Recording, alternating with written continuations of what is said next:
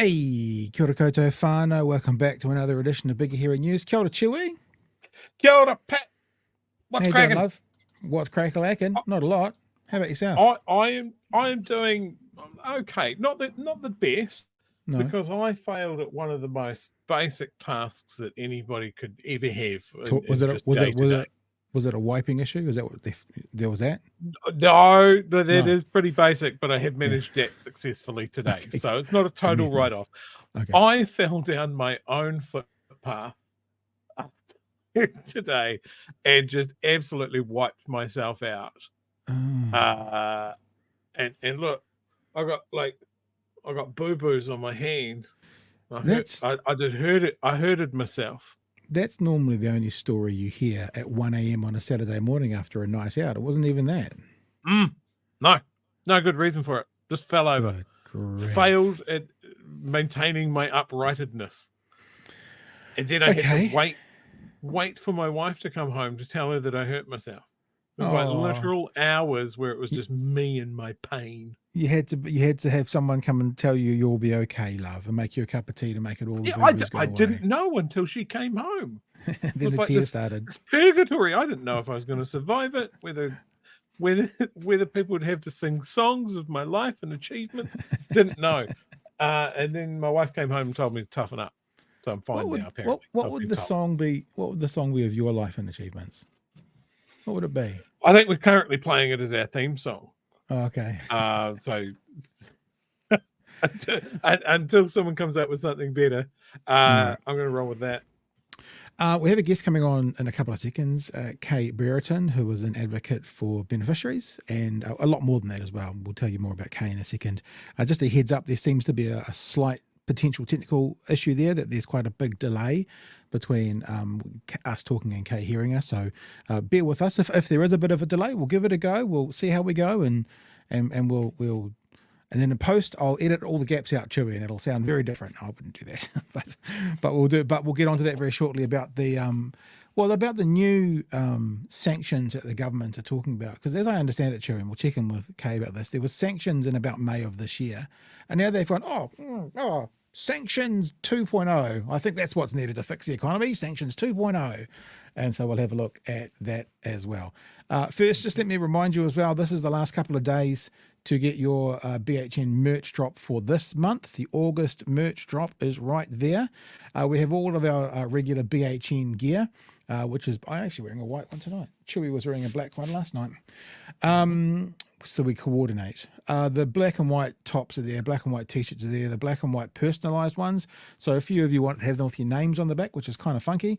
And they cost a couple, $10 more, because it costs us a bit more to get them printed. So you've got those as well. And remember, and I'm very appreciative, I've seen a few come in this week, that if you do live in a rural delivery, then it would be good for us if you tick the rural delivery charge, rather than the odd cheeky monkey just sticking the regular post charge, but being a rural delivery. I mean, no, we're okay with that because we like to send stuff out, but it does cut into what we're trying to do here by a few bucks. And of course, this month we are supporting Rainbow Storytime with our rainbow hoodies, rainbow buffer hoodies. Our buffer hoodies this time around are rainbow buffer hoodies. And we've got pink, and we've got, I think it's called Moonscape. Is that right? Oh no, Bluestone. Bluestone. It was close. Same, all sound the same to me. I don't think you have got that color right the first time for like a week. And if you want to know why we've got the buffer brand, there is the video there as well with Professor Margaret Mutu when she talked to us about non-Māori being a buffer. That's how we can help non-Māori. So we realised, of course, we don't have to be, it's not just Māori we're not a part of. We're not a part of lots of marginalised groups, and we can be buffers for all sorts of people. It's not like a patronising, a cisgender white males can do better than you. It's literally a way we can go, we're here if you need us. If you need a buffer, we can help if you want us to.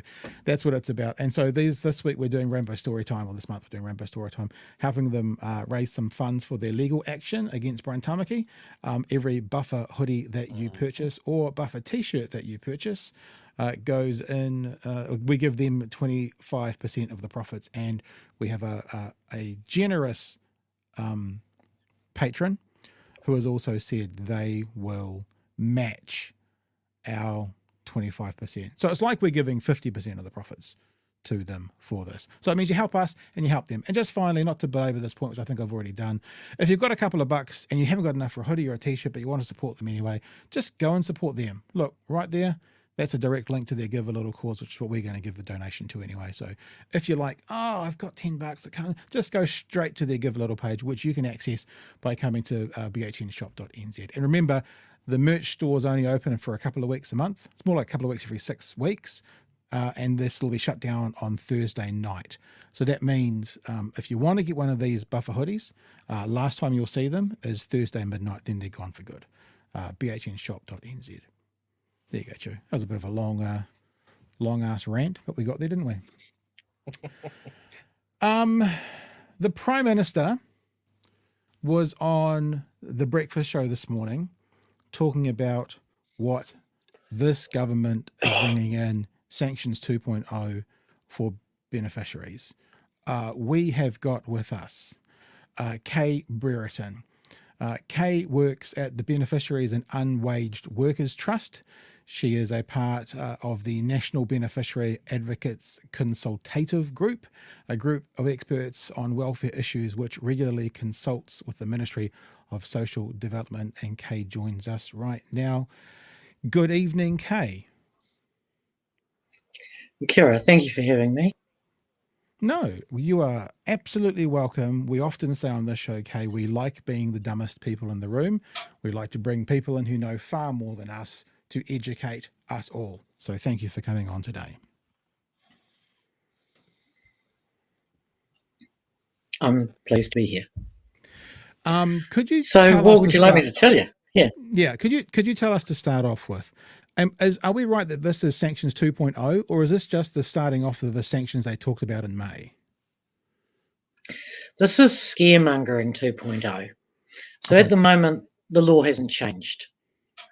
But this has really got people scared today because they don't know this whole traffic light thing, which I'm pretty sick of traffic lights. I'm sure everyone else is. They don't know who it applies to. It's actually just created a whole lot of panic and nothing has changed so far. So you obviously work as an advocate with people on the beneficiaries. What are you hearing from the so-called coalface as to what people are saying who are the recipients of the benefit hearing about these potential sanctions? People are feeling really confused because there's a whole lot of benefits that don't have work obligations on them. If you're on a job seeker but you've got a full medical certificate, you don't have any work obligations. If you're on a supported living payment, so you're too unwell to work, you don't have work obligations. If you're a sole parent, your youngest is under 3, you don't have work obligations. But apparently the traffic light thing applies to everyone. So people are going, my God, I'm on supported living payment. What are my obligations? I've got a green light. What does that mean? Are they going to ask me to do more? So it's that kind of confusion that's really kicking in for people.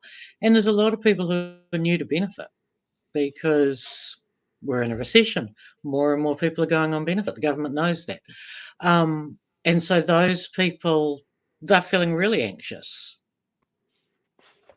So increased anxiety, confusion is what I'm hearing at the moment. We will play the, because there's a bit of a delay here, I think we'll just chat and then we'll play the Prime Minister's comments later on. We'll do that after we've had a chat with you. We're hearing in the conversation he had this morning, phrases like hard-working Kiwi taxpayers. Do you think this government comes in and pitches beneficiaries as lesser than by using phrases like that? Because what I hear when he says hard-working Kiwi taxpayers is the good ones in society. How do you read that? Absolutely. I think he's pitching it like that. And I mean, what we've actually got is out of work reserve labour force, absolutely essential for the economy, who have a lot of people churn on and off benefits. So these same people who are people on benefits, not in a job, not trying hard enough, they're the people who a couple of months ago were hardworking Kiwi taxpayers. The people on benefits are very much used as that reserve labour force. They come and go. They're the casuals. They're the 0 hours. They're the precariats. And it really sucks to beat up on them, frankly. Chewy. My wife and I have been watching a documentary tonight called The Land of Plenty from the early 2000s. And that basically covers off the changes in financial policy in the late 80s and early 90s. And the parallels that we drew out of that to what we're seeing now, that they wanted to cool down inflation, and the easiest, quickest way that they could do that was make a lot of people unemployed. And then there was a change in government, and that government punched down hard on everybody that was out of work. It's almost a repeat of the early 90s. And I remember that as being someone who, as a teenager in the early 90s, being a terrifying, uncertain time. Is this just National Party policy working as intended? Well, arguably it is, because it feels to me like they made changes last time they were in, and really they've just picked up where they let off, and they're going to carry on with their plan, which it's just kicking the people at the bottom. It's not that people on benefits are on benefits because they think, oh, that'd be a choice lifestyle. I want to live on $300 a week, and my life will be great. They're on benefit because they're sick, because they're caring for someone else, because some major life shock has happened, which could be being made redundant. And you'll meet a whole lot of people over 50 who'll tell you once you're over 50 in the job market, you're in the job market for a long time. And so there's those people. There's a whole lot of young people who've never even had a job. And I remember trying to get a job back in the day when I'd never had any experience in it, back when there were newspapers too, actually. And there'd just be endless ads, and they'd all be experience essential. And I remember how demoralizing that was. And I really feel for the 18 to 24-year-olds, because that's where they want to put the most of their effort. And they're already in a really demoralizing spot. It's already really hard. You don't know what to do. Going around knocking on doors and handing out your CV isn't the way to get a job these days.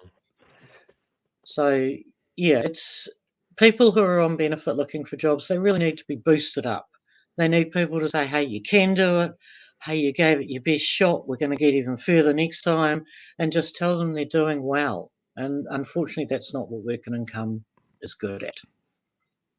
No. Listening to this government, there seems to be a lot of stick and no carrot. I wonder, what should we do? Like, if you were given the ministerial position for Work and Income New Zealand, or to look after beneficiaries, what would you implement to make people who are on the benefit still be able to live safe, happy, lives, and also the government be able to check the boxes they need to check for what they need to do to stay within their budget, should that be a thing? That becomes incredibly idealistic. I mean, frankly, I'd like to see a basic income for everyone, and then just to be adding on to that where people needed it. There's so much admin in the system. There's so much box checking. That costs more money than the system costs. The administration of all of this costs so much. So I'd take away a whole lot of the boxes. I'd trust people. I meet people every day who are on benefit. They are good people. They are trustworthy people. They just want to do their best. And they don't get given any credit for that. No one even really sees them as people while you're on a benefit, let alone going, hey, in 6 months you won't be in the same place. And how do we work with you in a positive way, always saying you're true, always agreeing that you're doing your best on that day, because we do. A system that does that and lifts people up and treats them with dignity and respect is what I would want to see first off as a minister if I was there. Yeah, that word dignity doesn't seem to evoke itself out of this government by their actions, does it?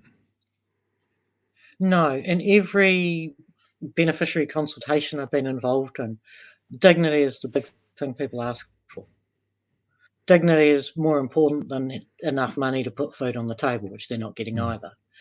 Dignity, just being treated like a person, just being treated with respect, that's really what people on benefit are asking for. Yeah. That is Advocate Kay Brereton joining us tonight. Hey, Kay, thank you so much for joining us. I know the little delay gave us a bit of a hiccup, but very valuable insights, and we really appreciate your time. That's cool. Thank you. Cheers, Kay. All the best. Thanks, Kay. Yeah, there we go. I see Kiwi Bird in here is saying someone needs to say it. The government hates the disabled and the poor. Kiwi Bird also lets us know that is Kiwi Bird she? I always figured Kiwi Bird is a she. I don't know, but we don't know.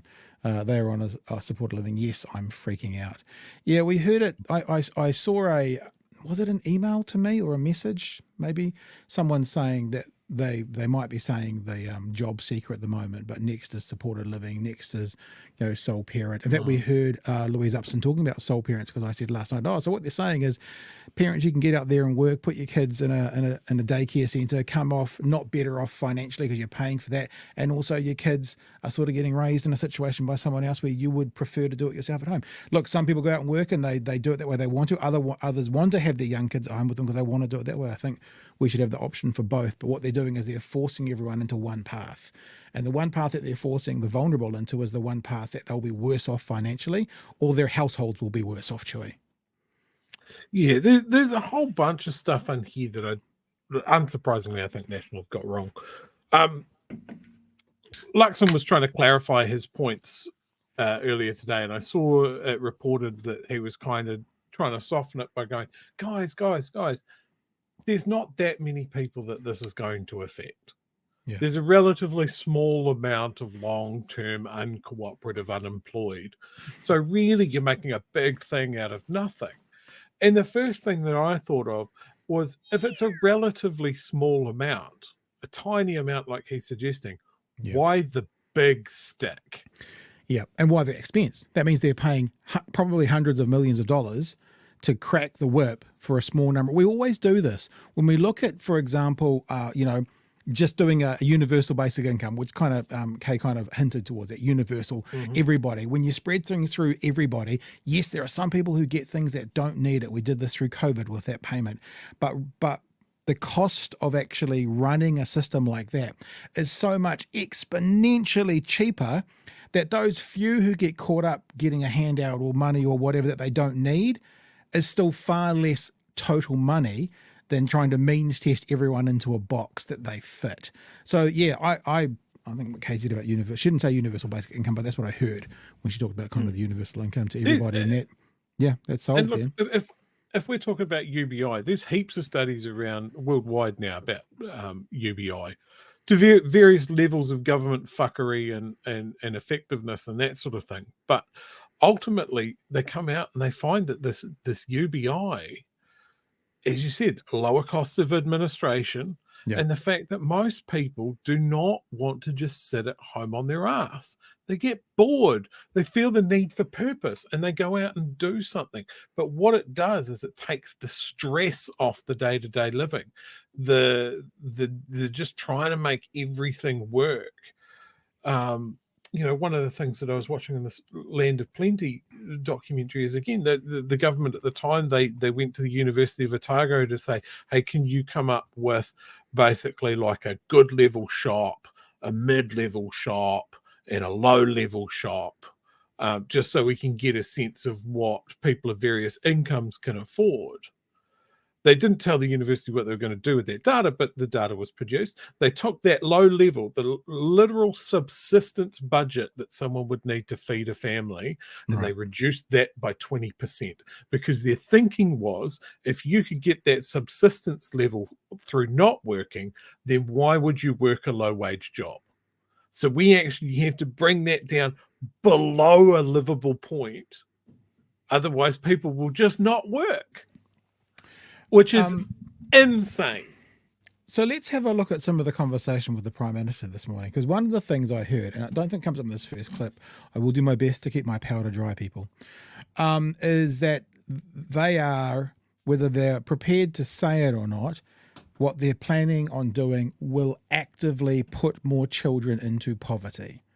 Without question, it will happen. And then what this government and their right-wing troll-based supporters will say is, well, it's a parent's choice. It's like, you will put more children into poverty without question. Now, I'll look left at off the that first face before you hit play. Just look at it. Let it fucking sink in. If that's not the face of National, I don't know what is.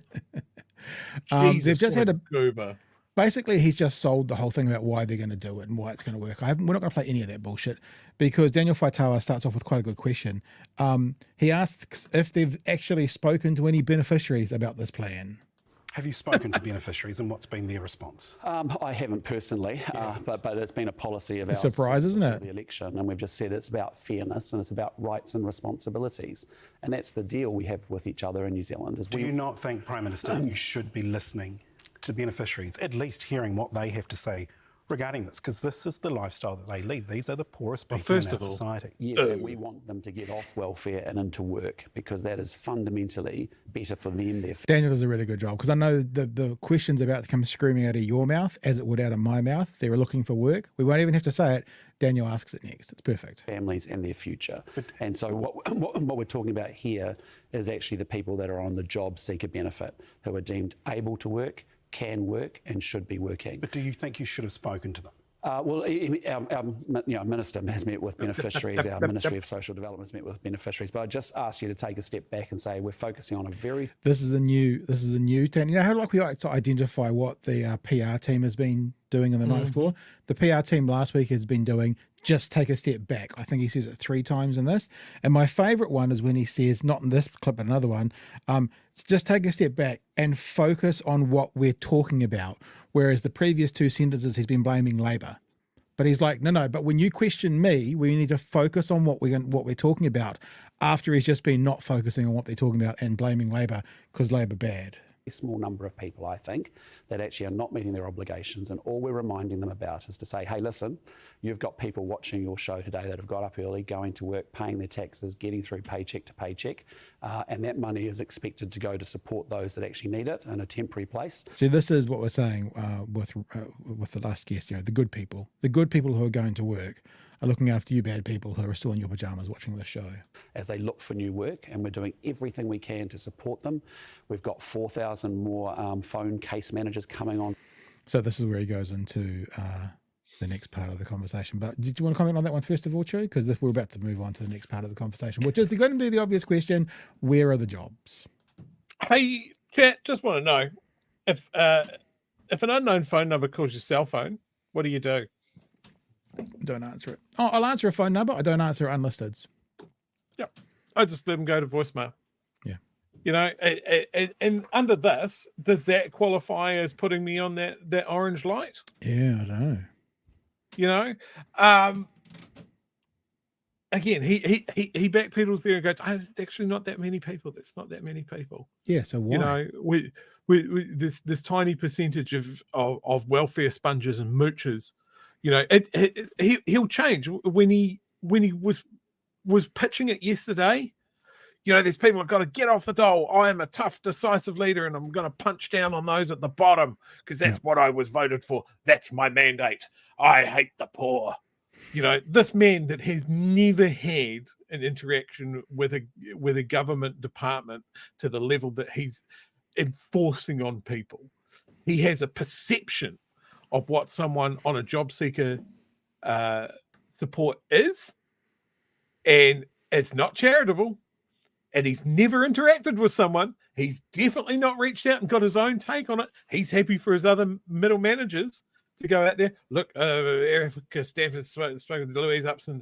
Somebody's spoken to unemployed, I guess, but I won't. Yuck. Why would I? Out of touch. Just massively out of touch. He does not know what a person on job seeker is. He has a right-wing idea of what one is, because it's always always that sort of thing. Someone who's happy to cruise on this pitiful amount of money that we try to say is support to get you through the tough times.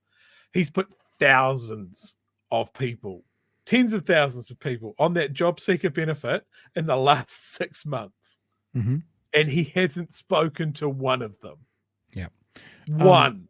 As an aside, just so people know, because people, in fact, we had when we had our meetup a couple of Saturdays ago, one of the things that was said to us is you should try and get some people from the opposing side on. So this week, again, not for the first time, Christopher Luxon, Nicola Willis, and David Seymour have all received emails being asked to come on for a conversation. That was sent in the weekend. Haven't heard anything yet. There's something else I sent an email out on today, but we'll talk about that more later in the show. But just so you know, if anyone ever kind of goes, oh, echo chamber, we are. Everyone who does this kind of thing has an element of echo chamber, but it's not because we don't attempt to engage. They just don't respond. Haven't responded yet this week, so we'll see what happens. Right, the second clip is talking about where are the jobs. Now, there's a very good point made by Daniel Faitaua. I'm giving him his props that Mr. Luxon is about to talk all about the resources that they're putting into this. And Daniel goes, so there's plenty of resources, but where are the jobs? It's a very good point and very well said. We've got 4,000 more phone case managers coming on stream. We've got 2,100 more community. So they're spending money on job it. counsellors helping as well, particularly with young people 18 to 24. We've got 42,000 of those young Kiwis actually on unemployment. We want to get people into work. You know, that's what this has to be about. But all we're saying is, look, you know, all we're expecting you to do is meet some pretty basic obligations to get yourself to work. So it sounds like the resources are there. Yeah. Where are the jobs? Well, the reality is unemployment has been rising. As you know, we're in a tougher economic cycle. And it's not about not being able to get a job. It's about doing everything you can to be prepared to get one. And so where are the... Hang on. So it's not about getting a job.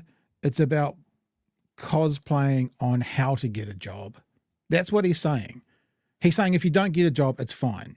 But you got to make sure that you look like you're ready to work. What? So if I turn up with a hard hat on and carrying a hammer, is that going to be enough? Because I look like I'm ready to work. I look like I'm prepared to go. It's just what this seems like is this is management speak, Chewy. This is KPIs, this. Because it's not actually, he's just actually said it. It's not actually going to get people jobs. This is not going to see employment numbers increase because we already know unemployment is going to increase because of this government. Yes, the numbers were always going to increase, but we believe, and we've been advised from economists, that it's a choice that National has made through their policies to have the number of unemployment go over 5%. I accept that from the experts. That means this government is making choices for more people to be on that job seeker. And then they're saying, make sure you look like you're ready for a job after we've created an environment for you to lose your job. It's all pandering. It's all bumper sticker stuff. It's them being able to say, tough on crime, tough on beneficiaries. Chewy? Pat, if we could take a step back. It's even more than that. It's introducing a level of desperation into the job market. So you've lost your job and you're on job seeker and you know that Wins is going to come after you because of that. You need to take a job, any job, at any wage. You're not going to hold out for the right job, something that's in your area of training or experience or has the right pay packet, or maybe it's in the right area where you live. You have to take a job, any job. And if you've got a job, you don't want to be fed into that machine. So you're certainly not going to rock the boat. You're not going to ask for a pay rise because you know that there's 5, 6, 7, 8% unemployed that are happy to swoop in and do your job cheaper. Mm-hmm. And that is great for a business owner, great for a factory owner, great for someone with an orchard or, just general casual construction work. It's great for all of those guys. They pay under the barrel. And that is the job market that he is creating. Yeah. Or created. Well, but also remember, who are the people losing their jobs right now? We hear about all the public servants. We hear about middle management. We hear about bureaucrats losing jobs. And you know what he fucking said today? Oh, you should be a digger driver. That's a cool job. I'm like, Yeah, what? guess what? It's the New Guess Zealand what? version of learn I to looked at code. that. Yeah, same. So did I. You know how in America they told all those people who worked in mines they should learn to code? Well, New Zealand's version is be a digger driver. Okay, so the press secretary for some group that's just lost their job because bureaucracy has been cut back in Wellington, be a digger driver. What did you learn, Chewy? There, it costs, I believe, between $600 and $900 to get your ticket to drive a digger, and there are currently nationwide 9 jobs. So there you go, fantastic. But you could be one. So we have hit this tipping point, right? All of the tradies, all of those manual jobs, they're fucking off where the money is. Yeah, that's Australia, and we're also losing the skilled jobs, the people that had that your public service experience. We're losing our nurses, we're losing our police, we're just losing, and everybody that is left is going to get tarred with the same brush of being a welfare sponge who isn't doing what they're not meeting their obligations.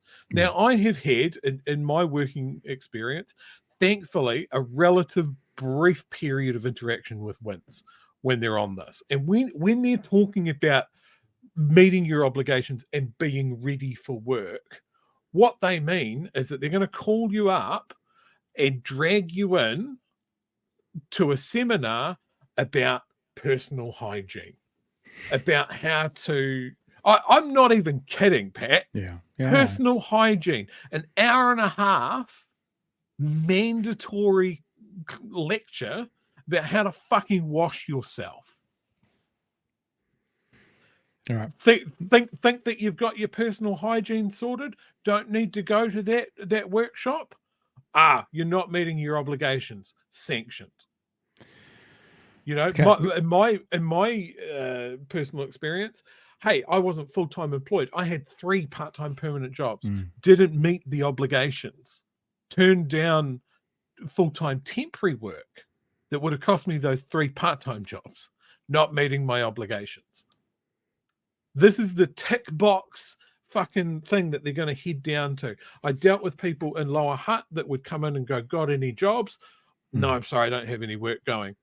Can you sign my form that I asked you? I have to meet my obligations. None of these are actively trying to put people in work. They are not trying to solve that problem. The problem that they are trying to solve is they want to be seen to be tough on the poor, to keep the work market and wages down for their donors, for their voters who love this shit, who love punching down on these people. Yep. All right, we're going to keep going. This is still talking about the jobs, and then we're going to get into a part about where are the evidence that sanctions works. And to be prepared to get one. And so where are the jobs? Well, the jobs. There's a tough labour market out there. Well, so where are the jobs? Because our unemployment figures show 33,000 more New Zealanders. So hang on. Is 33,000 jobs, Chewy, bigger than 9 digger drivers? Is that number bigger? I'm not very good with maths. I think I'm going to have to go for a WIN seminar on how to work a calculator to find out. Yep, thank you. Jobless compared to this time last year, with the unemployment rate sitting at a 3-year high. Yeah. So where are the jobs? And that's exactly why we're working incredibly hard to make sure that we actually get inflation under control, we get interest rates down, we get the economy growing, and we get more employment opportunities for people. Yes, unemployment's rising up. In the context of New Zealand's history, it's still pretty low, and there's opportunities out there for people. With respect to, I was talking to people in construction wanting digger drivers. Just on the weekend, I was talking to people earlier last week about opportunities in horticulture. So there are jobs there, but the point is, opportunities it's not in about penalising horticulture, people or sanctioning fruit people picking. who can't, who are not getting a job. Picking. It's about doing everything you can and taking your responsibility seriously to prepare yourself to be able to take that job. So as we said, it's cosplaying. As long as you've got a briefcase and you've done your hair, It looks like you're ready for a job, Chewy. Hey, I'm going to just keep rolling into the next one. We had a good chat about that one just because we've got a couple of clips to go. This one's shorter. That's only 60 seconds. Again, great question from Daniel Faitawa. We want to know about the evidence where sanctions has worked. As we were talking to Kay earlier, lots of stick from this government, not much carrot. I wonder, Chewy, and I don't know how this would work, but if you flipped it, literally did the opposite, rather than saying, if you don't attend these things, we're going to cut your benefit. What about if you did attend them, we'll give you an extra $20 in your pay packet? Wouldn't that be a better way of thinking? Wouldn't that be carrot over stick? Don't know. I always remember hearing when I was a very young parent, meaning had young kids, someone saying to me, when your kids are playing in the front yard, rather than saying to them, don't play on the street, you say to them, stay in the yard. Gives them the focus. Does the same thing, but let's keep playing in the yard rather than stay off the street. And it feels a bit the same. Carrot. My mum used to say, what is it? You catch more flies with honey than vinegar? Wonder if this government could get a lesson from my old mum. All right, evidence that sanction works. What evidence are you looking at that shows sanctions do help people get back? Daniel, you've made a mistake straight away. What evidence are you looking at? Do you know who you're talking to? Do you know these are the guys who literally refuse to look at evidence, have stated they won't read it? Well, I mean, you just got to look at the last 6 years under the previous government. This is the evidence. Look at the previous government. That's the evidence. Look at the previous government. You had unemployment at 3.2%. You had job vacancies in every sector in every region of the country, and you had 70,000 more people added to job the sector. unemployment figures. 33,000 Sure. more. So Yes. we can talk about the previous government, but I'm just trying to give you a sense of, in terms of you asked about evidence, Yes, and so what I can say is I evidence? can look at the history of that and say that didn't work. What didn't work? You haven't. All you've said is what happened under Labor. You have given no evidence for what actually the situation was, what the economy was. What evidence have you got there for it? And this is where he's about to tell us that we need to stay focused on what we're talking about, just while he spent a minute talking about Labor bad, not focusing on what we're talking about. And then likewise, I can also go back to 2010, where we know that sanctions are a good incentive for people to actually make sure they're compliant with their obligations. And that's the MSD report that you're referring to back in 2010? Back in 2010 as an example. But what I just say to you is, again, just stay focused on what we're talking about here. Right. Vast majority of Kiwis on JobSeeker doing a great job, fully compliant, meeting their obligations. But it's just not fair, and it's just not right, and it's not in the spirit of the rights and responsibilities we have with each other and to the country if you're going to take the mickey and actually not do some pretty basic things. Get a job profile. Yes. Talk to your case manager. Show up for an interview. There you go. That's that second part done, Joe. So it's a classic Luxon where he basically does what he then tells the rest of us we're not allowed to do by not staying focused on what we're talking about, which was where is the evidence? He was talking about Labor. So Mr. Luxon, stay focused on what we're talking about.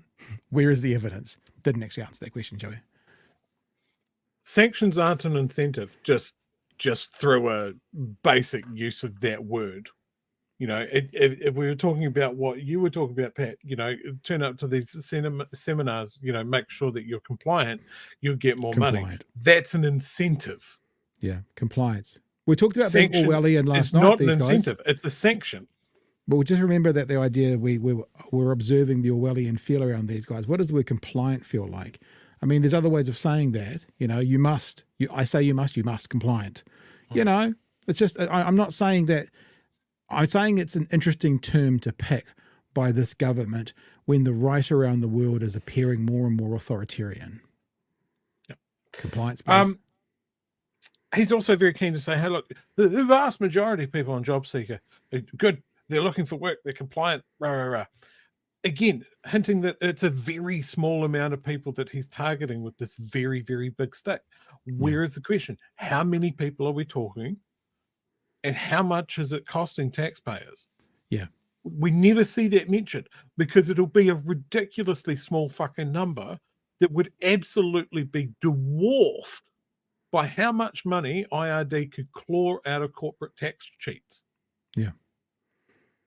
It's solvable. That problem is solvable. And we don't, because they don't want to solve that problem. Full employment, historically, means high inflation, right? Because the jobs that are vacant everybody's already got jobs. So these employers have to pay more to attract people to fill that position. That means the ball's in the worker's court. That's bad for business, but it also means the worker has more money to spend in the economy. They can pay their debts. They can buy nice things. But that's inflationary. We're constantly trying to balance a seesaw here. And these guys are stacking bricks on the business owner's end. Yeah, 100%. Fuck the workers. Our donors have high costs and they don't want them. Yeah. We want to depress the working market, and the best way that we can do that is to wade into a stick of unemployed, a clump of unemployed people with a big fucking stick. It's worked for the National Party in the past. I assume that Luxon has a full-body picture of Ruth Richardson on his bedroom wall. A full-bodied picture. Yeah. You can only get this by every leader of the National Party gets issued one when they're hatched at whatever empathy-free fucking factory that they're all raised in.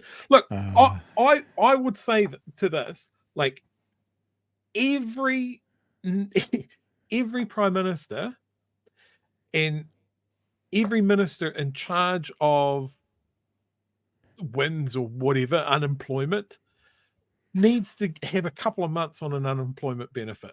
Move into a state house, leave all of your shit behind, move into a state house on a job seeker benefit, and you tell me what a cruisy fucking life that is. Actually, Mr. Luxon, tell me, in, I don't know, hundreds of meters, how close have you ever gotten to someone that's in that position? Was it accidental? Did you take a wrong turning somewhere? This man has no concept of what it's like. He has no context because for decades he hasn't lived in this country. Yeah. Why do we expect that he has, him and only him, his party have the only answers here? They don't. And even when Labor's been in, they've spent all of their time trying to exercise the incredibly damaging policies that National put in place during the 90s. Mm-hmm. They're never able to move the needle far enough because Ruth Richardson threw it into the other fucking room. I'm a bit hit up, Pat. I have to admit, Chewie, I think you're my favourite too, just quietly. Sorry. Okay, let's play the last bit here. And this is the part that I started off by talking about. These policies will, I don't mean could, I mean will put more children into poverty. So you wait till you hear what he's got to say. I won't spoil the surprise. It'll be like Christmas. Everyone will hear it at the same time. What they're going to do when they talk about cuts to people on the benefit with children. They're being very, very generous. Very generous. For an interview. Half of those benefits are set to go to a payment card and money management scheme. This was part of your deal with your coalition partner, ACT, and yet they're the so-called party of rights and freedom, yet you're taking a freedom away to decide how people should spend their money. Well, let's be clear. The rights and responsibilities side of it is you have rights and freedoms as a New Zealander, but you also have duties and responsibilities. And when you take a job seeker benefit, which your fellow New Zealander is paying. Is it wrong that I say they being politicians in this point in time, the National Party, always talk about the rights and responsibilities of poor people? We never really hear fuck all about it when they're talking about their wealthy mates, do we? Like the rights and responsibilities of paying fair amounts of tax sort of thing, Chewie. But it's always very important to use that attack on the vulnerable and the poor. Yeah, you've got rights, but responsibilities. Well, but hang on, you've got rights, wealthy people, but what are your responsibilities? We just never really hear a government going after them when it comes to responsibilities. They just get a free pass, it seems. Look, I can't do a rant like you. I'm done. That's 45 seconds and that's just me. That's me done. But I got one yes, Pat, in the chat, so I'm happy, not 47 like Chewie got. Paying for through their taxes, you have a responsibility to do the minimum of what we're asking you to do, which is get your CV together, go to a job interview, check in with your case How manager. many? Not rocket science. How many people? Not difficult. And so what we've got is after us, if you stay, you've got 5 days to get out of amber, which is just get compliant, and that's great. And we're all good. Sounds like a porn show to me. 5 days to get out of amber. Get out of amber. If you're actually persistent and you continue to be non-compliant with your Okay, hang on. Let's just pause for you and think. That's not a bad piece of content. It could be some kind of no, maybe not Discovery Channel, but some kind of documentary series of Okay, we'll leave that. obligations and refusing to do any of those basic things, And these guys won't even talk to us. Do you ever wonder why, Chewy? then yes, you get a series of escalations, and that may mean half your benefit goes on to money management, which then enables you to, you're restricted as to where you can spend half that money at certain retailers. The next piece is you lose half the benefit, and the other piece is you lose the full amount. If you happen to be, if you think about the sanctions, we've seen a big uplift in sanctions being applied this quarter versus last quarter last year. About 90% of them are actually people with no children, and we've also kept it so that if there are dependent children in a household, that you don't lose the full benefit, but you can lose up to half of it. Oh, how generous are they, Chewy? If you've got kids, you're only going to lose half of your benefit. Now, it doesn't matter that you're paying more than half your benefit in rent, but if you've got kids, you'll only lose, generosity, thy name is Baldilocks. Only half, Chewy. These policies will put children into poverty. If they're already in poverty, technically, it will put them further into poverty. This is the exact definition of knee on the neck of the vulnerable. Chewy. But remember, there's only a relatively small amount of them. I'm not going to tell you how many. I'm not going to tell you how long they've been unemployed. How much I'm not going to tell you how long they've been non-compliant for. Because if he was forced to answer those questions, I think the vast majority of people would go, that's an acceptable cost. Yep. Because most people aren't cunts. This payment card thing, right? There's so much that's just being left out there for people to fill in the gaps, right? We're going to put them on payment cards because if we don't, they'll send it on booze and cigarettes and pokies, right? They've pointed out that these cards can only be used at certain retailers. Now, in my job, in my last couple of jobs, actually, I've had interactions with people on these wins cards as they exist now. Yeah. So say you're unemployed and your cell phone dies. And of course you need a cell phone to be contactable, both for potential jobs and wins and making sure you're all compliant and that sort of thing. So they give you maybe a grant or something on one of these payment cards. So you look for a phone that you can afford with this grant, and maybe you go into the shop that's got the best price. Now, does that shop accept that payment card? Mm. In the case of my last couple of employers, no. There is one shop that sells cell phones that accepts that card. It's the Warehouse. Right. So they might not have the best price. That's where they go because they have to. And that's going to be the same thing for groceries. You go and do your grocery shop on one of these payment cards, but God help you if you have something that is on the list of non-compliant items in your whole shopping basket. You won't be able to use it. But it's just patronizing. But it's actually worse than that, Chewy. Because let's just say it's cigarettes or alcohol, right? Oh, no. Let's just say you have an addiction issue and you haven't got over it yet. What you'll end up doing is you end up saying to somebody else, you give me $120 cash and I'll give you $150 on my card. I'll buy your groceries and you give me $120 for it. So actually what it'll do, it'll end up having people be in more desperation. That's what these cards will do. I've been involved with those cards. When my marriage broke up, I was pretty destitute for a while, and still am kind of, but nothing like that. And it was fine because we were using them for food, and it was a pack and save, no problems. It worked for us for that system. But this is what happens with food stamps in America is people sell them. And they sell them for lesser value than what they're worth, and then they end up being worse off. So and then the government will say, oh, responsibility, same as the children, responsibility. It's not as easy. If you could fold a life up into such an easy package, yeah, sure, fine. Theoretically, life doesn't work like that. Lives don't work like that. There are difficulties in life that aren't solved by a simple tick. It's more difficult. And if you're not going to be nuanced in this, then you are going to cause harm. You are going to put more children into poverty by trying to sanction the parent half of their fucking budget. You're going to do that because you can't go, tick, everyone should fit into these boxes. That's not what society is. That's not what people are.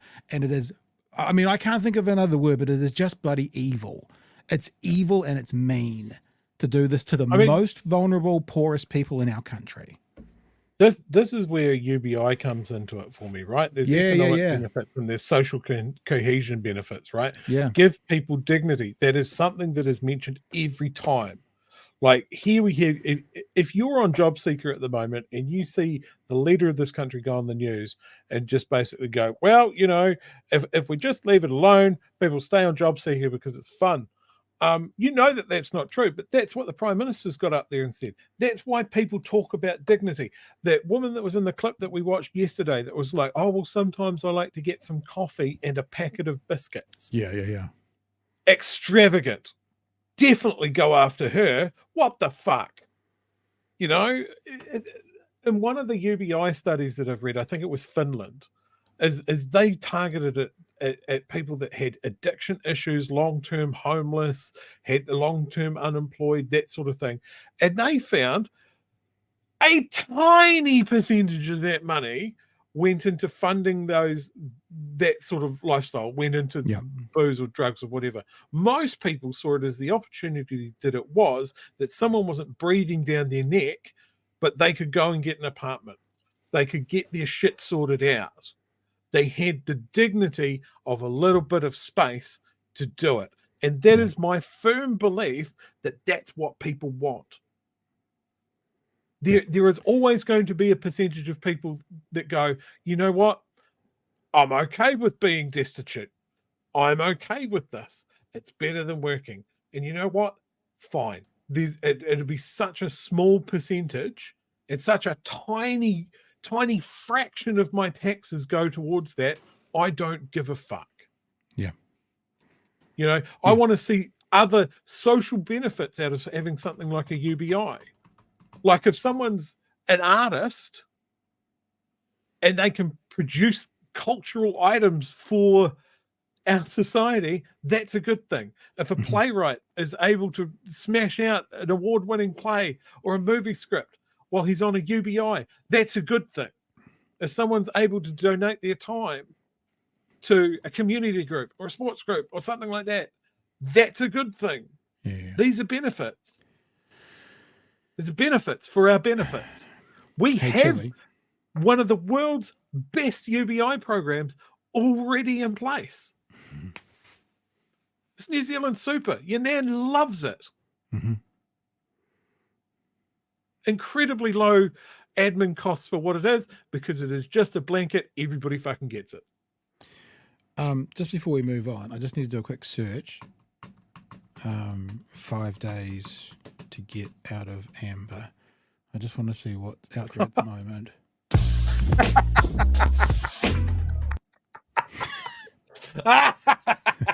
I don't recognize that piece of music.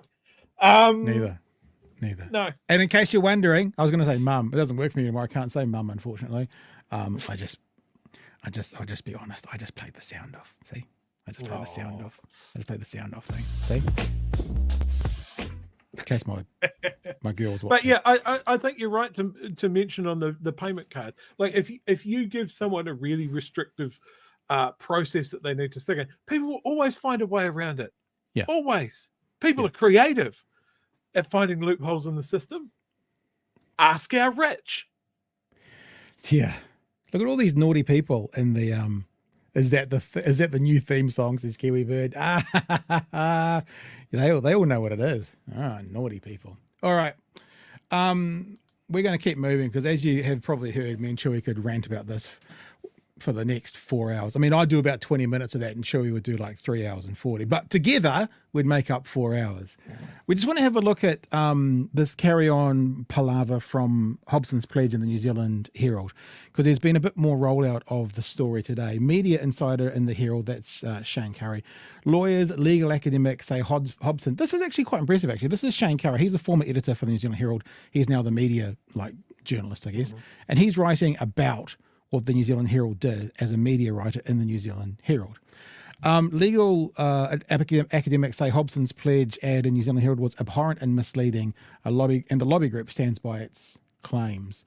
A group of more than 170 legal academics and lawyers say an advertisement for the Hobson's Pledge lobby group published on the front page of the New Zealand Herald last week was, quote, abhorrent, end quote, and likely to, quote, mislead, deceive, or confuse customers both explicitly and by implication, ambiguity, exaggeration, and false representation, end quote. But Hobson's Pledge is standing by the ad, inviting opponents to outline exactly what they have got wrong. Trustee Don Brash claims there is nothing untrue and that opponents are attempting to suppress political discussion and dissension. The group of lawyers, academics, as well as the Māori Law Society, the Auckland Women's Law Association, and the New Zealand Women's Law Journal said in a statement today that the ad was likely to fuel racism against Māori and set out 4 key points where they say the advertisement was misleading. First, the advertisement called for the restoration of the foreshore to public ownership, says the group of signatories. The foreshore has never historically been in public ownership. It is not owned by anybody except for the areas of the foreshore that are currently in mainly non-Māori private ownership. Secondly, they say what the ad implied, that customary marine titles gave iwi, hapu and or whānau the right to own parts of the foreshore. This is not true. On the contrary, the legislation's effective extinguishment of Māori property interests in the foreshore has been found to breach their human rights by UN human rights bodies that oversee New Zealand human rights compliance. In other words, international courts are saying, you guys are discriminating against Māori for not allowing them to do that. So that shows how much that's not allowed. Thirdly, they say the ad implied a customary marine title would prevent New Zealanders from accessing beaches, including to fish and swim. This is not true. The legislation enabling the award of customary marine titles secures public access to the foreshore. And fourthly, they say that contrary to the impression created by the advertisement, there are very hard legal tests to be met before a whānau, a whaitapu, including a rahui, will be recognised. Moreover, waihi tapu are subject to statutory restrictions and cannot, for example, prevent fishers from taking their lawful entitlement in a quota or fisheries management area. The group says Hobson's Pledge is entitled to robust expression of opinion, but are not entitled to mislead and deceive consumers. Now, there's a couple more things I want to play for you off this. There's also a bit of an interview this morning with a lawyer, but I want to highlight one thing. Trustee Don Brash claims there is nothing untrue and that opponents are attempting to suppress political discussion and dissension, right? So today, I invited Don Brash to come on the show, to come and talk with Matthew Tukaki about this conversation. Oh, yeah. Yeah, so he wants a discussion and we offered it to him. I have sent an email. Coming on? Well, I've sent an email to Hobson's Pledge, right? And I have said, come on the show in a debate format. And I'm honest. I said, we have a political bias here, without question. I've done this before in lots of different ways. We can be a more neutral platform and let you two guys discuss it. In fact, we have good standing in that conversation. If you're watching us on YouTube at the moment, have a look at the playlist that's called Elephant TV. Elephant TV is simply a debate show. So you can see we've done this before. So we sent the offer out. Where is Elephant TV, Chewy? Where am I looking? Blind. Well, there it is there. So there it is. This is Elephant TV. I'll just mute it. So we've done a couple of test ones. There was one on affordable quality housing as a right. This is a property investor and Julianne Genter. We did hate speech laws necessary. and then that we That's a had good one. Paul Hunt, who was the Human Rights Commissioner, and Daphne Whitmore, who was a Marxist and a free speech advocate. The thing about doing debates, and you need to get over this, baby birds, if you've got a problem with it, is you're likely to have a position that comes on that you are not in favour of. That's what a debate is. Anywho, and we will do those. Like me and Chewy in consultation, there's not going to be anyone making a mother rule decision, but that will happen. But I have sent an invitation to Don Brash. I have standing with Don Brash. We've had run-ins in the past. I don't know how he'll respond to it, but I've said we can be the platform. We want to host you guys. They've just said in that thing that they're happy to talk about it. We've said come and talk about it. We will see what they say. Matthew's in. I've already texted Matthew. His response was, of course. And I've sent it to Don Brash. And what we'd like to be able to do is do it live at 9 o'clock one night. And if we did that, that would be the show for that night. Can't be this Friday because I'm not going to be here, but meaning not going to be in Dunedin, but something. So just letting you know that's out there. Some people wouldn't show you what's going on behind the curtain because if you don't get the interviews, it can be a bit like, oh shit, didn't get the interview. But we think the opposite. We'll tell you who we've contacted, and if they don't see the need to come on, then that probably speaks more to them than us. So this week, David Seymour, Nicola Willis, Christopher Lux and Don Brash have all been contacted to come on the show at some stage. We will see what happens. Now, Chewy, back to the Hobson Pledge conversation. There's more to play. I've got another little clip to play and some more about Don Brash, but do you want to speak to that to start off with right now, what the law experts were saying? No, let's roll on. Okay, let's keep on trucking. Hobson, now this is the other thing, we did hear this last night, but here's a confirmation of it. New Zealand Herald publisher NZME rejects the new Hobson Pledge advertising, saying it's reviewing advocacy advertising. Remember I said last night, because I'm a media nerd, I'd like to know what was going on in NZME in the New Zealand Herald to get that actually approved. Well, New Zealand Herald publisher NZME says it will not run a planned new advertisement from the Hobson's Pledge lobby group following the publication of a controversial front page newspaper ad last week. Hobson Pledge planned to place a new ad in the Herald newspaper this Wednesday. Trustee Don Brash said in an email statement to supporters on Monday. Oh, that's actually something else. I sent an email to Hobson's Pledge. Within 2 hours, I got an email back from Hobson Pledge having been added to their email out group. I was just like, excuse me. So I got that email. I do not want to subscribe to your newsletter. Unsubscribe. Sorry. So I think I'm going to start using the Big Hero News email more if people are going to do that to me. Anyway, Don Brash said in an email statement to supporters on Monday afternoon, reinforcing that it would not back down on its commentary about ownership of the foreshore and seabed. NZME has since said in a statement the ad would not be published. We are reviewing our policies and processes around advocacy advertising, and we have advised Hobson Pledge that we will not be running their advertisement, said a NZME spokeswoman. It is understood the matter will be discussed by the company's executive team. Finally, this clip is short. How long is this clip? Yeah, it's about 2 minutes. This is a Māori legal expert, was talking this morning on breakfast about what was wrong with the advertisement. Let's have a listen to what he had to say, and then we can wrap up. Māori legal expert Carwyn Jones joins me now. Carwyn, good morning. Morena. You look at that front ad and it reads, restore the foreshore and seabed to public ownership. Was public ownership ever taken away? Well, what we have in the situation in the Marine and Coastal Area Act now is that the title to the foreshore and seabed can't be owned by anybody. So it can't be owned by Māori, and it's effectively held, owned by nobody, but in many ways, the same kind of regime that you would expect in a sort of public ownership regime exists.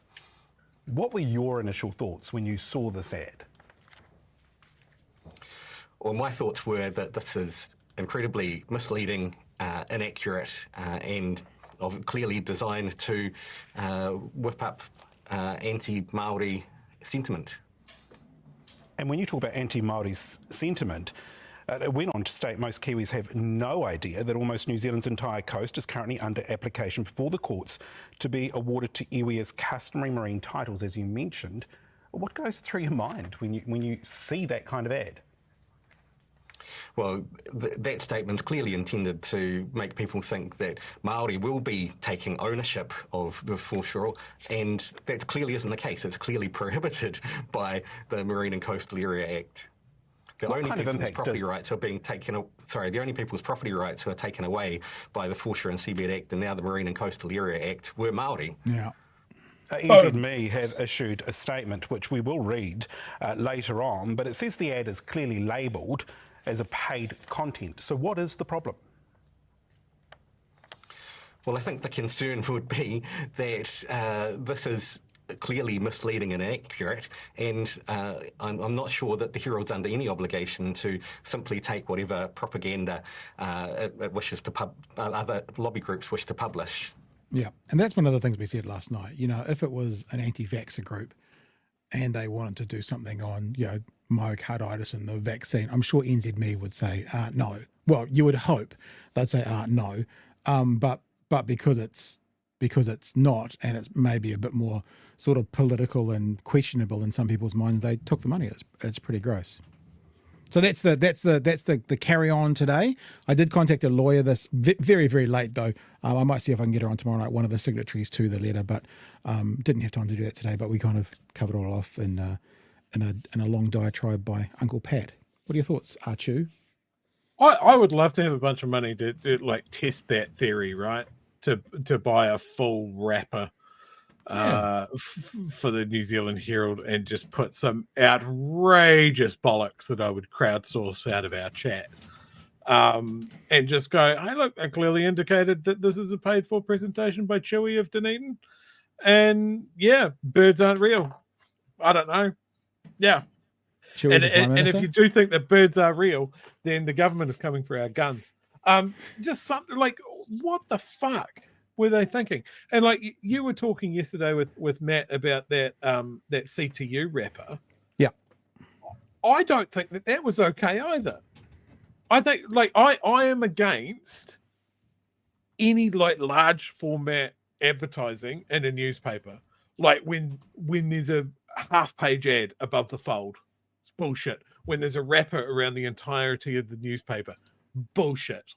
Like, I know that these media organizations need to have income and advertising as part of it. I just specifically do not like that form of advertising. It is even more egregious when it's fucking Hobson's Choice pulling out a bunch of scaremongering bullshit that is only going to appeal to the frothy racists that fall for it. You know, as a billboard, that is excellent. As a wrapper for a major newspaper, not so much. Wasn't a fan. I did some contract work for a religious radio station in New Zealand, and they had quite a firm rule on no advertising on Sundays, and they didn't take money from alcohol or from, you know, racing or that kind of stuff. I can well remember someone came along about the Melbourne Cup in November, and the sales manager there tried left, right, and every which way to try and figure out how to take their money to do it, even though it was explicitly stated that we don't do, you know, advertising from gambling. So this is not a New Zealand Herald thing. This is a media thing. It's all about that bottom dollar. And can I just say, this is a slight tangent, but it does relate. When we're talking about charter schools, this is business. Business will do anything they can to get their hands on money. It's always about hitting those targets, those KPIs. It's always about a return to the investor, right? Now think about business people like taking that kind of money for advertising. And now think about that and now plop that ethos onto our education system. It's a scary thought. It's a scary thought. Anyway. We've got sorry, you go. Oh, sorry. Just because we are again talking about this Hobson's pledge, whatever. Hobson's choice. Thing. Hang on, Hobson's choice. That's like Sophie's choice. So we have to let one of them be killed by the Nazis. Okay, now we're talking. So which one are we going to let go with Hobson's choice? I choose to sacrifice. We won't do Don that. Brash We won't do that tonight. We're not going to talk about 5 days out of amber and Hobson's choice in one show. As we need to. I want that as a t-shirt so much now. 5 days out of amber. I've lost it. Look, we've already lost the chat because you're not producing Nala as asked. I know. Well, that's not my fault. That's not my fault if the little bitch won't come down. That's the correct terminology. I know she's a female dog. I've used the correct vernacular, little ginger bitch. She don't want to come with me, Tom. She's hanging out with the missus upstairs. That's the right word. Wow. She's a bitch. And I wonder why. As I mentioned yesterday with Hobson's Pledge, it goes out of the rat's nest of lobby groups, AstroTurf groups that Atlas run here in New Zealand. That they are there to sow social disharmony and divide people. They want to divide people against rural and urban, Māori and non-Māori, rich versus poor, as long as they're playing somebody off against each other, smokers and non-smokers. The whole works. Those guys are just there to spoil the discussion, not add to it, not be a good actor in a truthful discussion. Yeah. Just to spoil it. And they are being bankrolled at every point. Yeah. The domain that they're using for that god-awful petition that they're advertising was set up by Jordan from the Free Speech Union or the Taxpayers Union or whatever fucking AstroTurf group he wants to, as he was behind Groundswell, as he was behind the laughable Save Our Dairies or Save Our Shops pro-smoking AstroTurf stuff as well before the election. You just need to dig behind these things, follow the money. Absolute scenes. Good grief. We have got a lot of chats we haven't got to. We are going to have one more story. We're going to have a look at the bromance between Elon Musk and Donald Trump tonight and the embarrassment that they went through. But because there's so many chats, and look, I apologize. Some of these have been there for a really long time. We should have got to them much sooner. Thank you very much, Alex, for your $10. Just Pat and Chewy's comment on Russell Brown's discussed the changes to the supported living payment as in obligations, including prepare for work assessments being major changes. Yeah, look, that they are. It's weird actually because they are officially only talking about job seeker, but absolutely. I mean, Luxon talked about it. If you've got children. Now, if you're a job seeker, you're going to be on the parent, whatever the parent one's called. If you've got kids, you're not going to be on job seeker.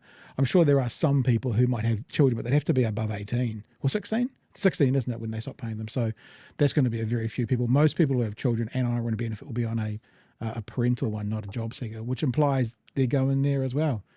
Jonathan, thank you for the super chat. The 5% hold 40% of the country's wealth. Of course, it's beneficiaries that are the problem.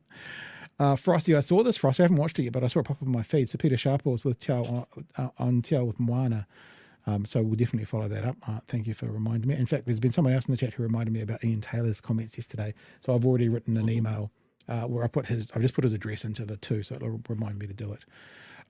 Ian, thank you for the super chat. It says we need SMNG to do, PLC, something to do, a place to live, and something to look forward to. See, I'm down with the kids. I can understand no vows.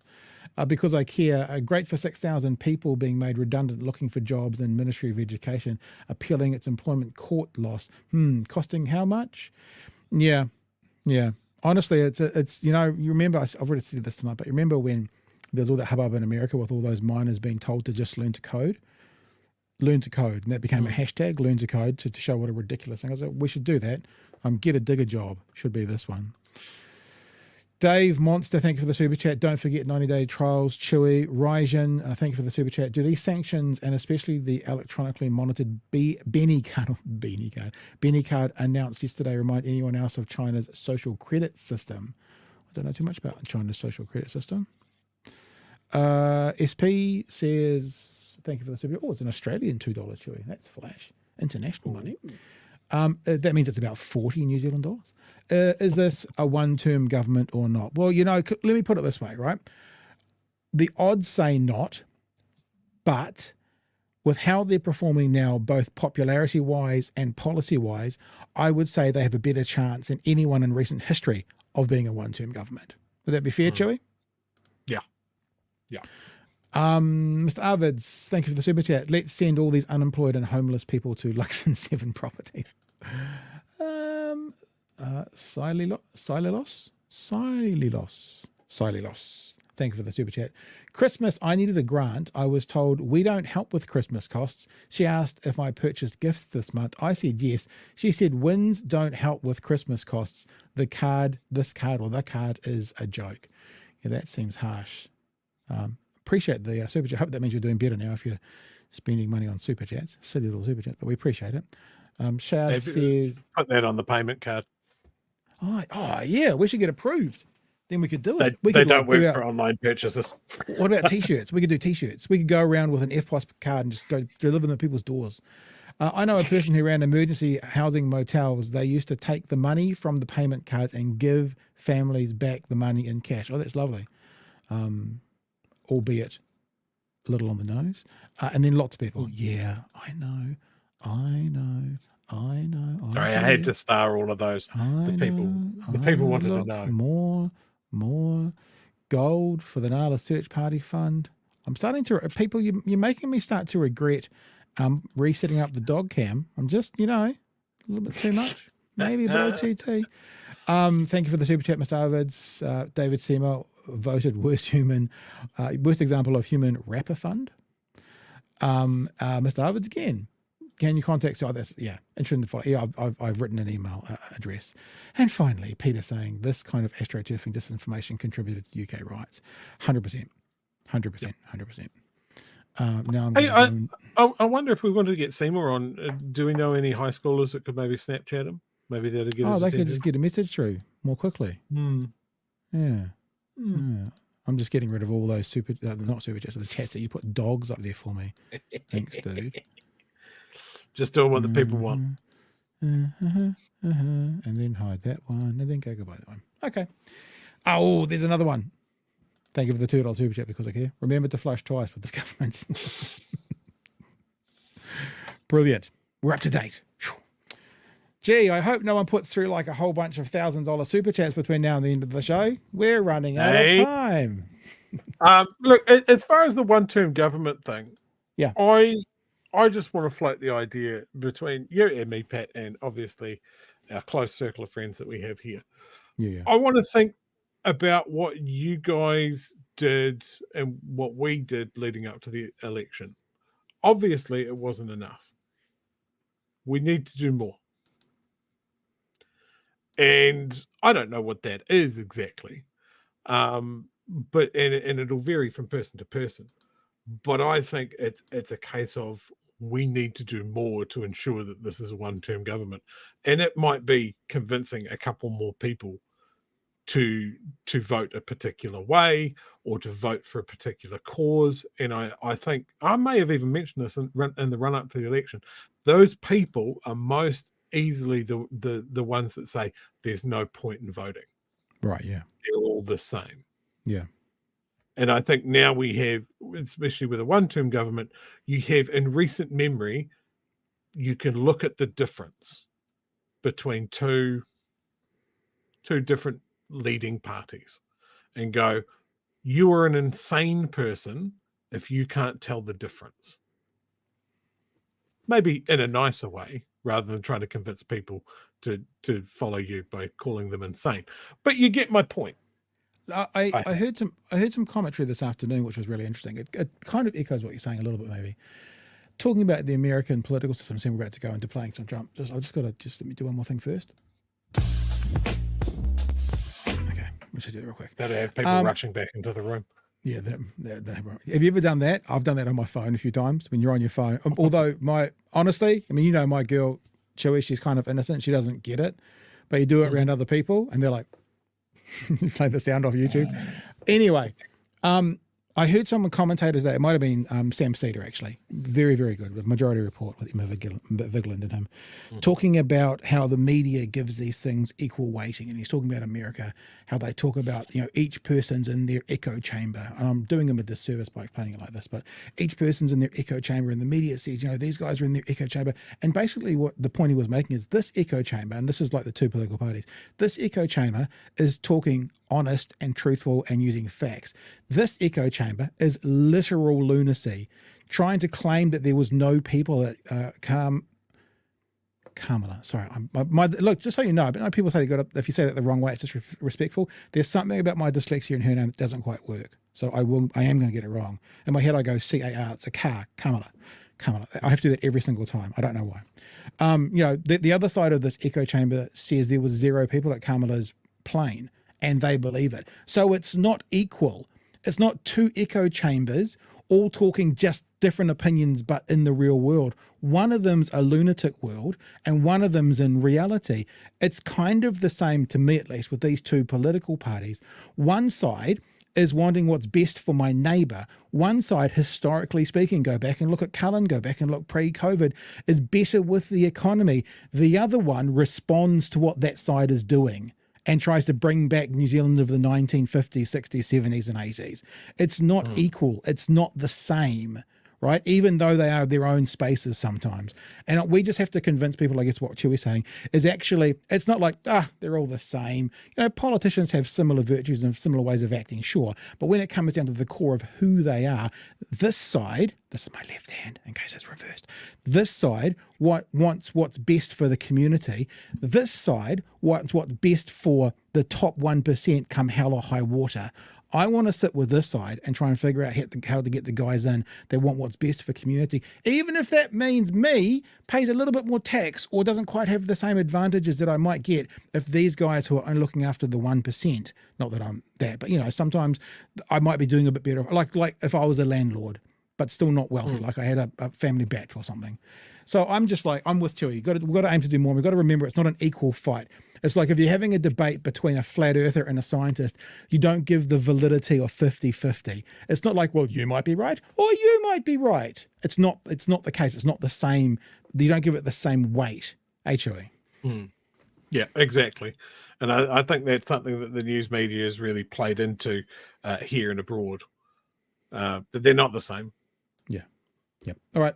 Hey, let's have a look at this. And we've borrowed heavily from the Midas Network and Ben Mycelis, because he did a whole bunch of looking around through Trump stuff. In fact, I won't even make them full screen because I'm going to zip through this quite quickly as to what happened.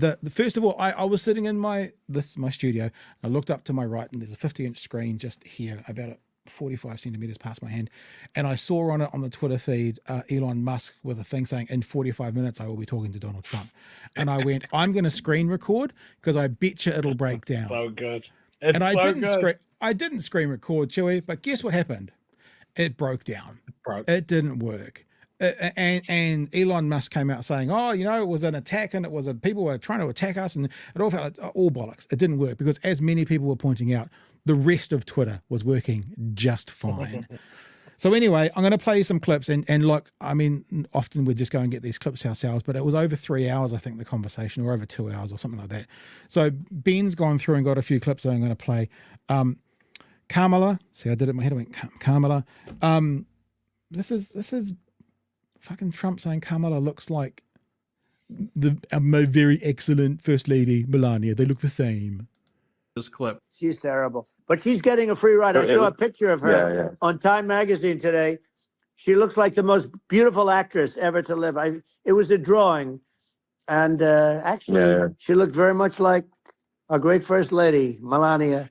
Has he not put his teeth in? She didn't look like Camilla. That's right. But of course, she's a beautiful woman, so we'll leave it at that, right? Now, there's a couple of things, Chewy. The word dentures started trending on Twitter.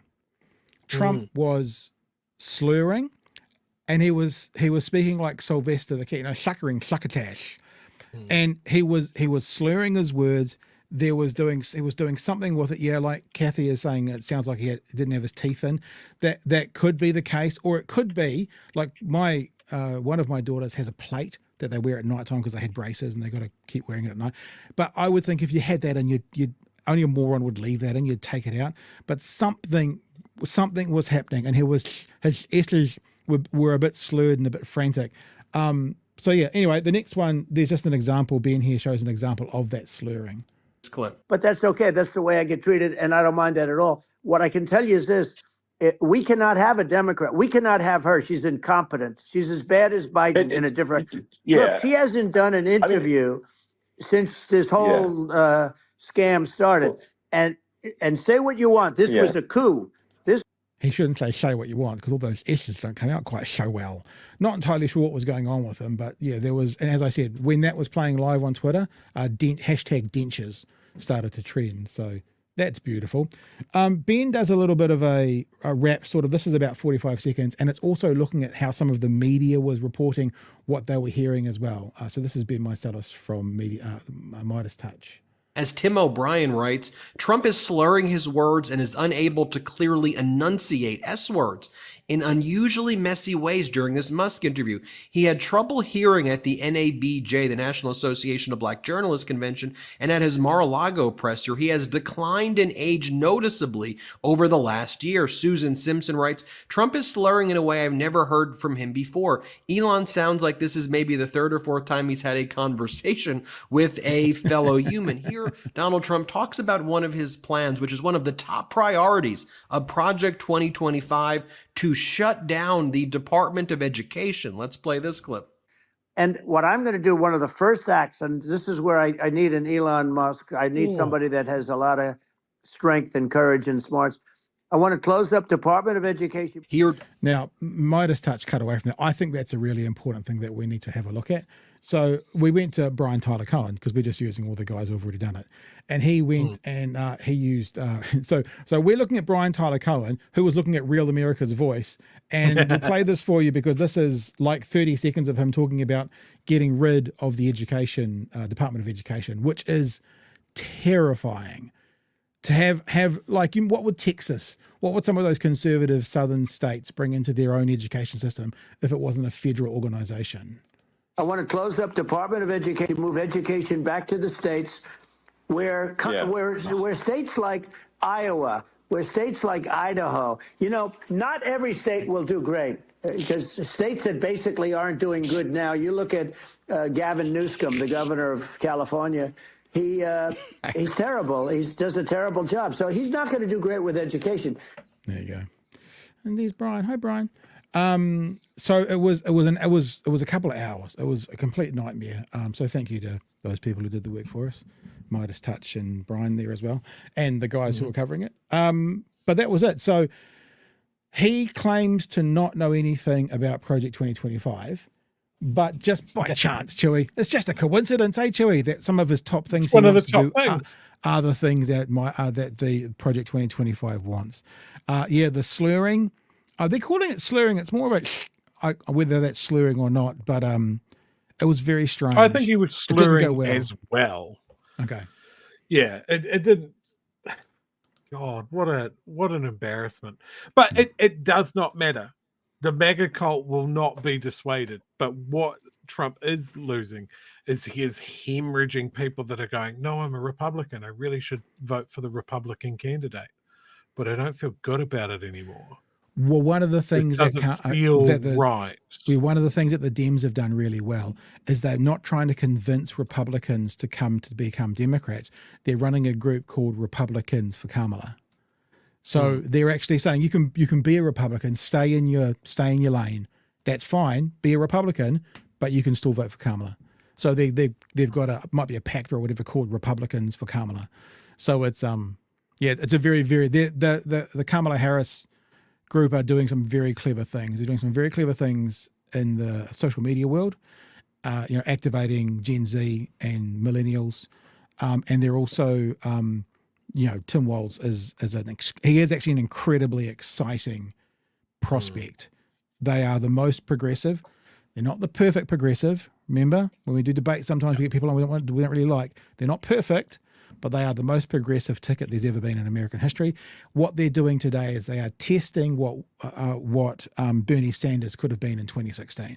Like, he's more progressive than them, but we always tell you that when you just purely look at you poll the policies, those left policies are incredibly popular, and then no one ever brings them into a government, but they're popular.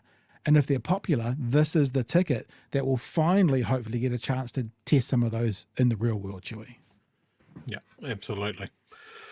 Oh, the sooner Trump just folds. He's got to. He won't until way past when he should. Don't you mean as soon as he folds? Isn't that what you mean? Maybe you can open another casino. See how many casinos he can go bankrupt in. The only man to ever start a business where the house always wins and lose. So, a couple more super chats and we might head off for the night. Mr. Arvids, they're not like us. Yeah, that was a very good statement out of the UK. I think this is, and you know what? I thought of this today, Chewy. This is fucking brilliant. Not that I thought of it, the idea.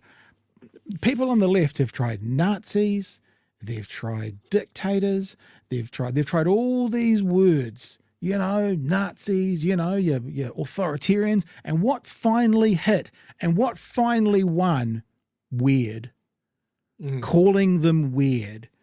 All of the words that the left used to attack the right, all of those big, heavy, massive words never really landed. What landed?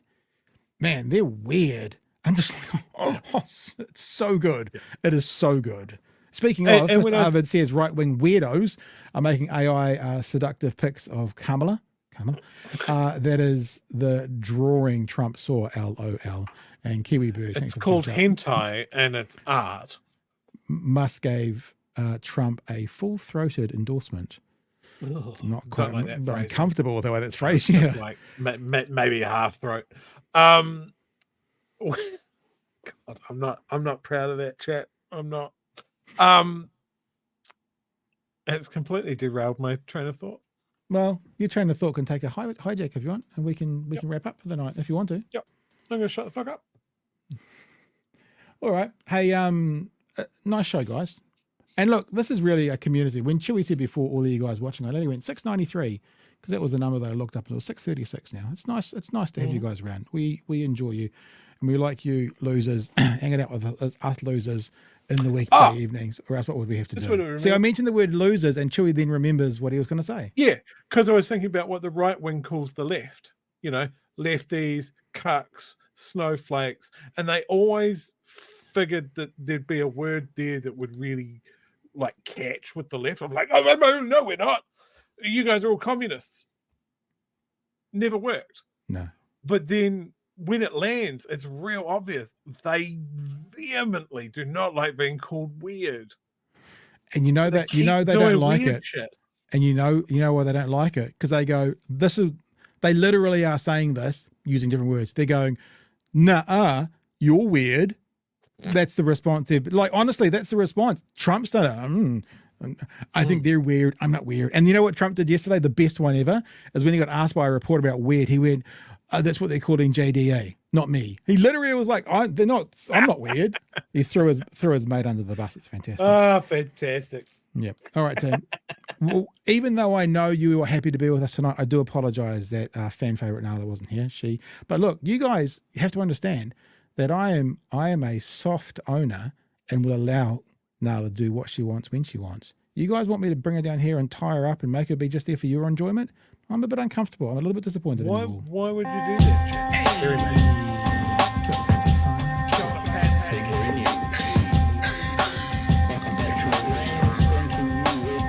Help us settle a debate, whether it be thoughtful or funny, even if we're all creatures of hate.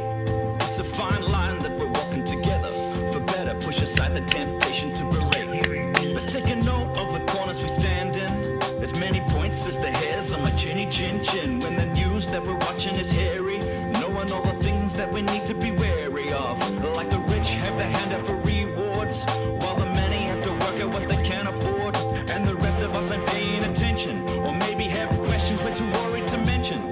Other media is still dwelling on trivial facts, vetting bees from the rice and the mice from the rats, and picking and choosing a war path to run, linking ourselves with the hill to die on. It's gotta come down to a welcoming vibe, with an A and a self and a higher in mind. All have a lean either this way or that, and will be analyzed by both Chewy and Pat.